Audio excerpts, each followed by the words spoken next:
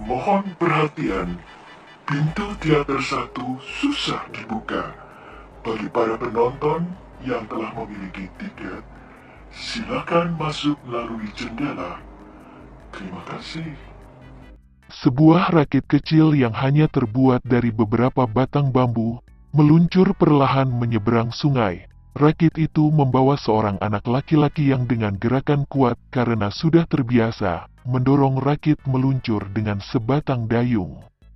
Setelah tiba di seberang, anak laki-laki itu menempelkan rakitnya di tepi sungai, lalu meloncat ke darat dan mengikatkan tali rakitnya pada sebatang pohon bambu yang besar. Tepi sungai di mana dia mendarat itu memang merupakan hutan bambu yang lebat, di mana terdapat banyak sekali rumpun bambu yang bermacam-macam bentuknya. Dia pun meninggalkan rakitnya, memasuki hutan bambu membawa sebuah golok dalam sarung kulit yang dia selipkan di pinggangnya. Anak itu berpakaian sederhana, seperti pakaian anak-anak dusun di daerah itu, bercelana panjang sampai ke bawah lutut, sepatunya dari kulit kasar, bajunya berlengan pendek, berwarna hitam seperti yang biasa dipakai semua anak di situ karena warna hitam ini awet tidak lekas kotor. Biarpun pakaiannya tidak berbeda dengan pakaian anak-anak lain di dusun itu, sederhana namun wajahnya memiliki sesuatu yang tidak biasa didapatkan pada wajah anak-anak di situ. Wajahnya amat tampan, dengan kulit yang bersih dan segar kemerahan. Wajah itu berbentuk keras, memperlihatkan kejantanan pada rahang dan dagunya. Namun matanya lebar dan bersinar tajam, hidungnya dan mulutnya mengandung wibawa dan membuat dia nampak anggun. Rambut yang hitam dan subur itu dipotong pendek. Tubuhnya tinggi tegap, melebih bentuk tubuh anak-anak yang berusia 5 tahun. Namun wajah dan tubuh yang membayangkan kegagahan itu diperlembut oleh senyumnya yang selalu menghias mulut dan matanya. Tidaklah terlalu mengherankan melihat anak laki-laki yang demikian tampan dan gagah walaupun berpakaian seperti anak dusun kalau orang mengetahui latar belakang yang amat mengejutkan dari anak laki-laki itu. Ibu kandungnya adalah bekas senopati kerajaan Majapahit dan ayah kandungnya bernama Arya Dwipangga, dulu terkenal dengan julukan pendekar syair berdarah. Ayahnya menikah dengan kekasihnya, Sekar Kirana, dan mereka mempunyai seorang anak laki-laki yang mereka beri nama Rangga Mandaka. Mereka menetap di Pedukuhan Kajang yang masuk wilayah kekuasaan kerajaan Sunda Galuh. Di mana Sekar Kirana ibunya Rangga Mandaka berasal dari keturunan Sunda. Akhirnya, ketika Rangga Mandaka berusia 3 tahun, kenalan lama ayahnya yang bernama Layang Samba dan Dewi Sinta istrinya datang ke kediaman mereka. Awalnya mereka disambut dengan sangat baik oleh ayah dan ibunya.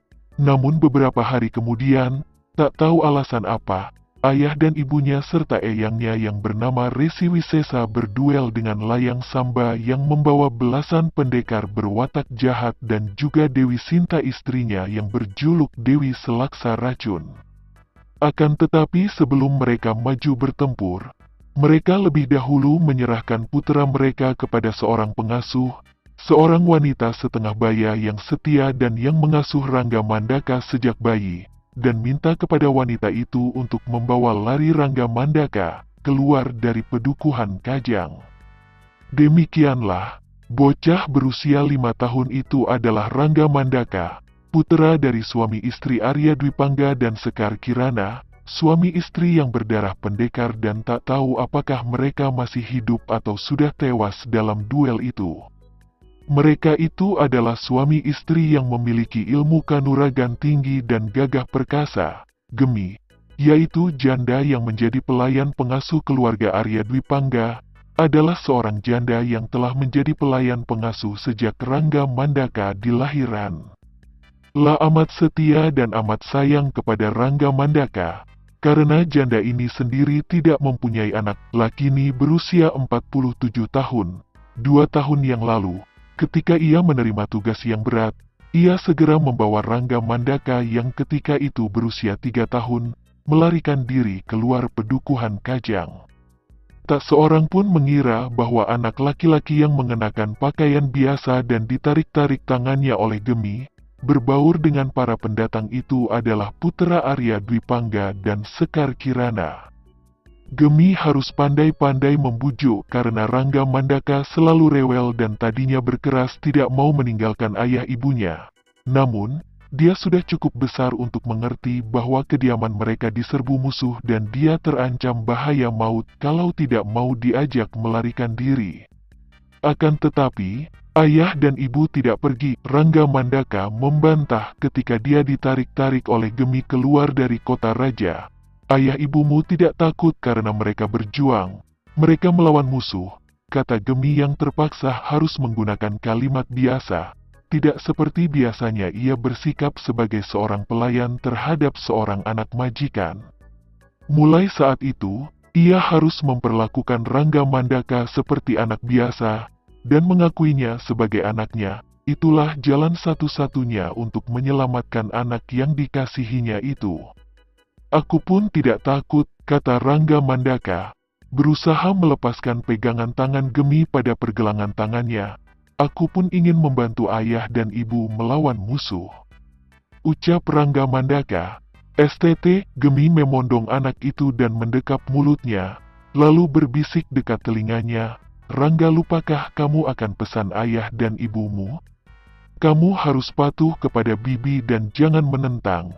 Ini semua merupakan perintah beliau yang tidak boleh kita bantah, ingatkan Rangga. Mendengar ini, Rangga Mandaka menangis di atas pundak Gemi.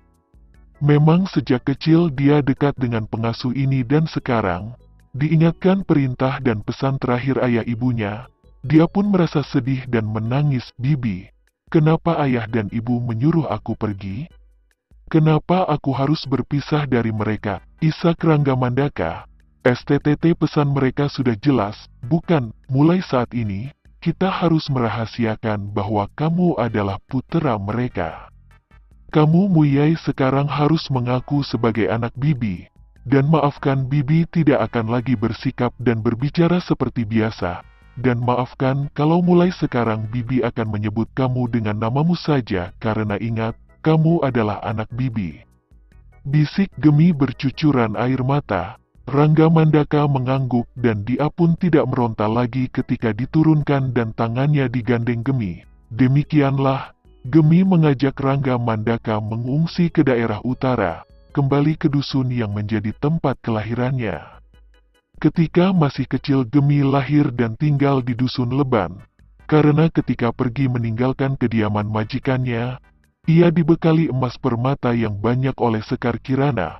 Maka ia dapat membeli rumah sederhana dan sawah ladang, juga ternak, dan ia hidup tidak kekurangan dengan Rangga Mandaka yang semua orang menerimanya sebagai putra Gemi. Gemi taati pesan Arya Dwi Pangga dan Sekar Kirana.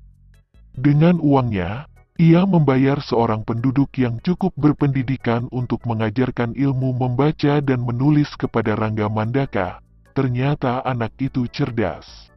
Sekali dan selama 2 tahun kurang mempelajari sastra, ia kini sudah pandai membaca dan menulis, membuat para anak di dusun itu merasa kagum karena sebagian besar anak-anak dusun itu buta huruf. Rangga Mandaka memang tidak pernah bertanya kepada Gemi tentang ayah bundanya lagi.